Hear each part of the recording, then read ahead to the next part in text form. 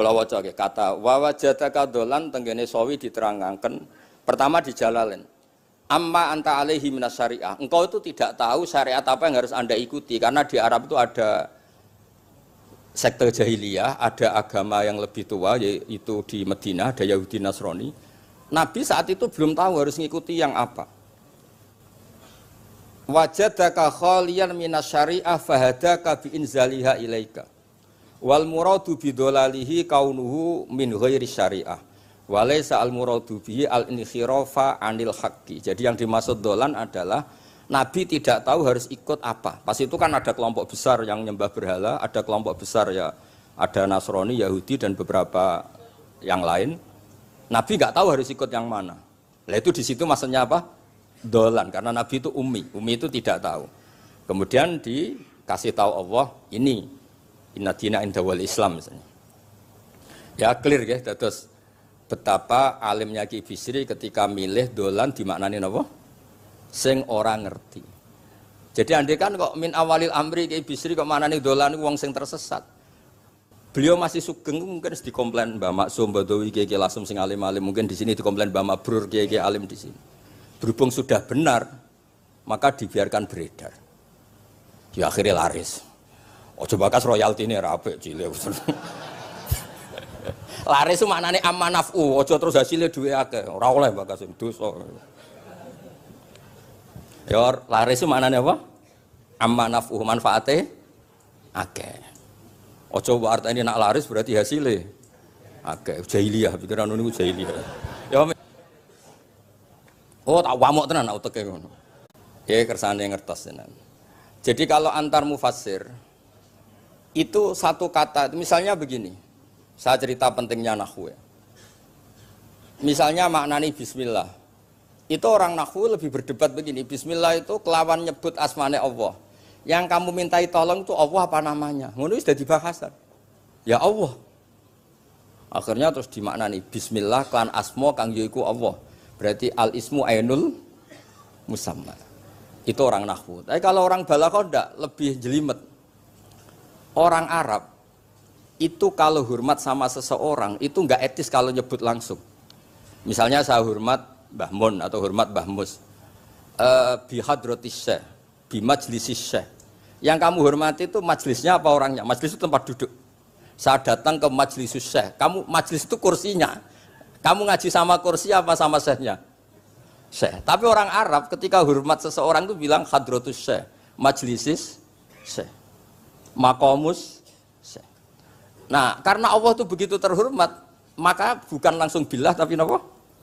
Bismillah. Itu ala adatil Arab ketika hormat itu dimulai dari sesuatu misalnya bi hadratis syekh, bi majlisis syekh. Jadi ilmu itu sampai sejelimet itu ya sama-sama masuk akal.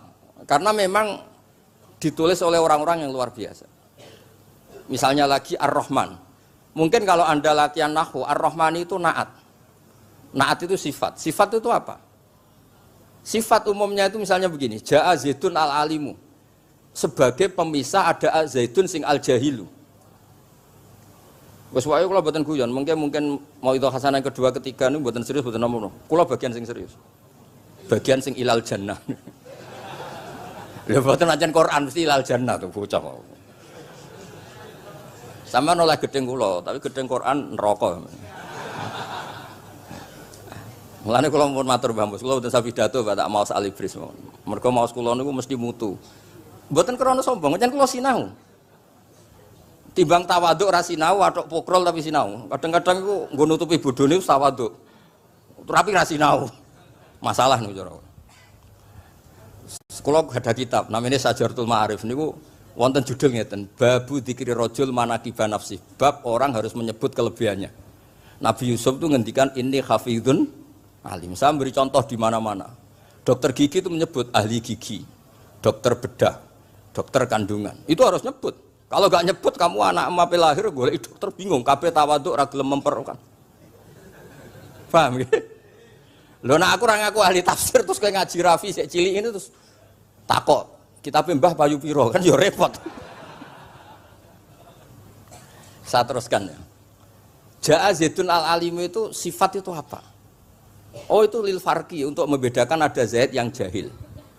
Karena kampung itu ada Zaid yang jahil, ada Zaid yang alim. Makanya kita bilang ja'a Zaidun al-alim. Tapi laisa hunaka ilahun ghairullah. Di luar Allah itu tidak ada Tuhan, sehingga kata Allah tidak perlu ada farik.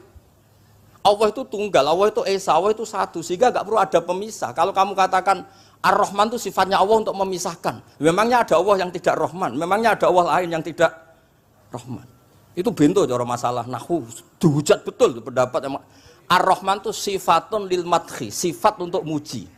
Misalnya nyun sewu, kamu seneng Sri atau seneng Zainab. Kalau nggak nambahi Zainab yang cantik tuh gak lego. Meskipun satu kampung hanya ada satu Zainab. Orang nyebut Mbah Mun, kalau nggak nambahi alim tuh gak lego atau wali. Orang nyebut Kiai Miftah, nak tambahi Rais Am gak lego. Meskipun ya ada Kiai Miftah yang lain yang nggak Rais Am. Nyebut Gus Yahya mesti ketua PBNU. Nah, ada kata yang disebut untuk nuruti nyaman. Nyaman itu enak kali.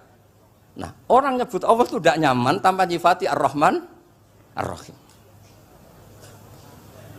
Akhirnya ditemukan, oh ada sifatul lil madhi, ada sifatu dzikrus syai' li taladzud. Nyebut itu udah harus sebagai, karena kalau dikatakan lil farqi ka'anna hunaka ilahan sing ghaira Allah, berarti ada Tuhan selain Allah yang sifatnya tidak Rahman, Rahim. Itu sejelimet itu ilmu yang ditekuni. Nah itu sudah makom yang wis selesai lah masalah rofa nasab ini apa? Selesai. Nggih kados kula lah niku rofa nasab pun selesai.